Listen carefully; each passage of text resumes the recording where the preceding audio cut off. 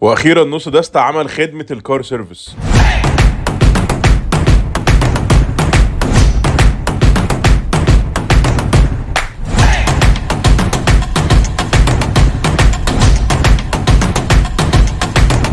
يعني وانت قاعد في عربيتك هتاكل احلى سندوتشات شاورما وحواوشي في مصر. الخدمه دي موجوده دلوقتي في فرع الدقي، وقريب هتبقى موجوده بقيه الفروع. اول حاجه هتدخل بعربيتك هيشيلوا لك القمع كده من قدامك عشان تركن بعربيتك قدام المكان. بعد كده هيجي لك لحد عندك موظف من هناك يرحب بيك. بعد كده هيسلمك منيو الصور اللي فيه كل الايتمز بتاعتهم. بعد كده هيسلمك منيو البوكسات اللي فيه العروض بتاعتهم.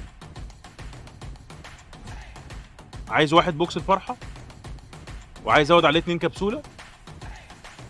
واحد لبن رايب مانجا، وواحد لبن رايب نعناع. طيب حضرتك تحب طحينه، مخلل، خيار سواريه؟ ممكن طحينه وفي بطاطس. طحينه وبطاطس. بس كده، امشي بقى بدل ما اطلب المنيو كله. 330.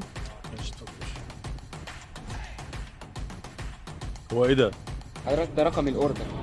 بتلزق على العربيه كده يعني. ويبدا بقى يجهز الاوردر بتاعك دلوقتي عشان يجي لك في العربيه سخن.